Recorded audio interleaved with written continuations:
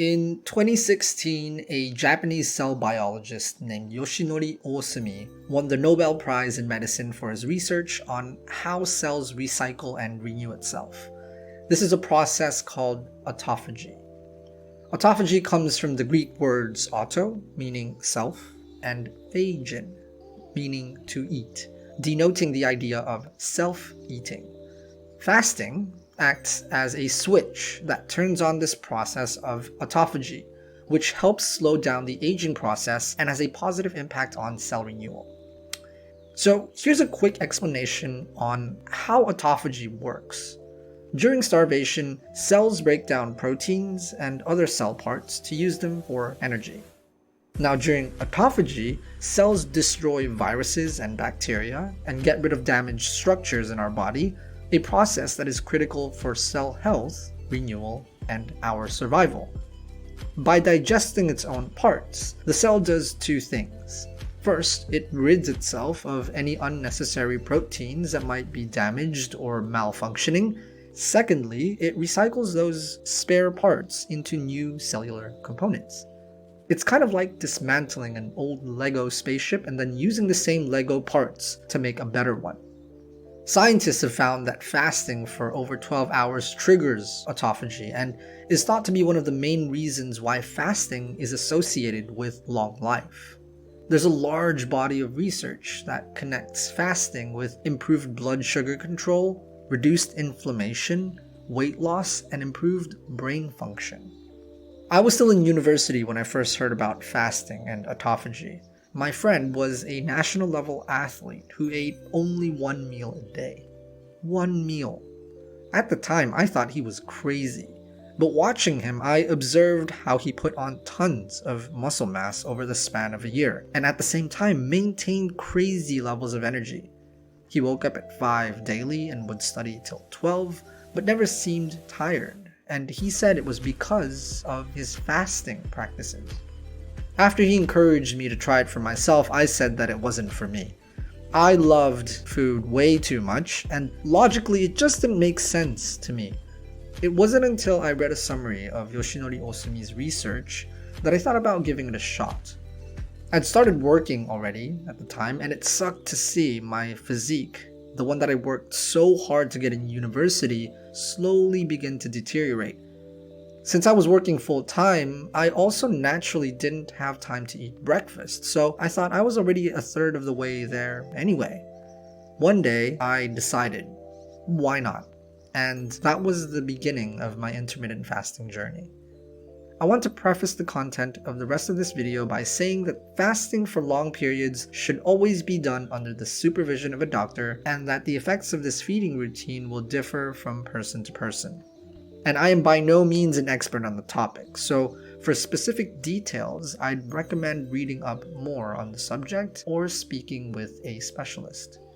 That being said, here are some of the benefits that I've experienced from practicing intermittent fasting, or IF. Before we go into these, I also wanted to do one more thing, and that's to define my terms. So when I say fasting, this refers to willing abstinence from some or all forms of food, drink, or both. For example, if you don't eat after 7 p.m. and have your first meal at 7 a.m. the next morning, then that is technically a 12-hour fast. Intermittent fasting, on the other hand, is a pretty wide term that describes a few meal schedules, but what they have in common is that the cycle between fasting and non-fasting is over a defined period of time. For example, fasting from 8 p.m. to 12 p.m. daily.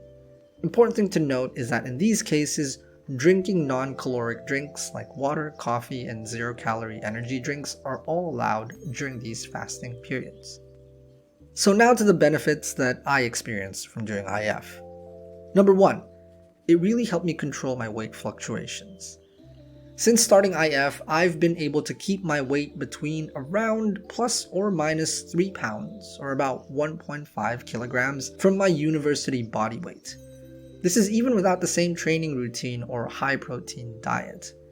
So, I read that IF can help with weight loss because of how it affects insulin levels. The way it works is the body breaks down carbohydrates like rice and bread into glucose, which cells use for energy or convert it into fat. And this is to store so that it can be used at a later date. Insulin is a hormone that allows cells to take in glucose, and its levels drop drastically when a person doesn't take in any calories. What this does is it forces cells to release the glucose stored in your body, sometimes in the form of fat, as energy. Repeating this process regularly can lead to weight and fat loss. Intermittent fasting can also result in you taking less calories overall, which also contributes to weight loss, if that's your goal. Number 2, it can help you manage your calories better. This links closely to the first point, but when I'm stressed or bored, I used to just eat. I'd grab chips, chocolates, cup ramen, basically anything nearby and mindlessly munch, even when I wasn't really that hungry. By shortening my eating window, which is now usually between 12 p.m. to 7 or 8 p.m., I have less of a chance to do this. Especially late at night when many of us find ourselves sitting at home, watching Netflix, and just eating mindlessly. This helps me manage my daily calorie intake more efficiently and allows me to eat the things I really want to eat, without the risk of putting on weight and fat.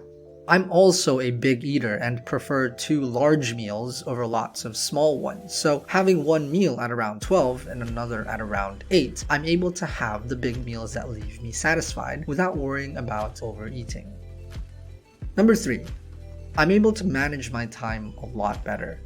I know that this point isn't directly related to health, but it's equally important in my opinion. A sit-down meal takes time, and I'm not very good at multitasking, like eating and working at the same time, and studies have shown that when it comes to improving the quality and speed at which you can complete tasks, it's always much better to do them one at a time. To learn more about this, watch our video on working in flow state. I'll link this in the description below. The time that we spend eating can be quite long, from 30 minutes to an hour when you're with friends or colleagues and family. What IF allows me to do is cut down on eating time without losing out on satisfaction. Over the weekend, I find that I'm able to get a lot more done since there's no pressure to stop what I'm doing to eat 3 or more times in the day. I'm also able to have fewer energy dips and spikes during the day, which helps in maintaining productivity. Now, I know that intermittent fasting isn't for everybody, and it does affect me a lot more in social situations, especially when I'm restricting when I can't eat. However, the reality is I've experienced some very real health and productivity benefits from practicing this type of eating style. What I would recommend is to give it a shot, and again, there is flexibility when it comes to how long you choose to fast in a day, or whether you even choose to fast on certain days in the week. Based on the research done by Yoshinori Osumi, and contrary to popular belief, it looks like when and how we eat plays an equal, if not more important role than what we eat and how that affects our health, well-being, and productivity.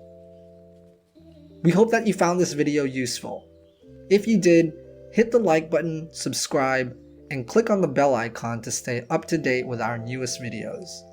We really appreciate your support.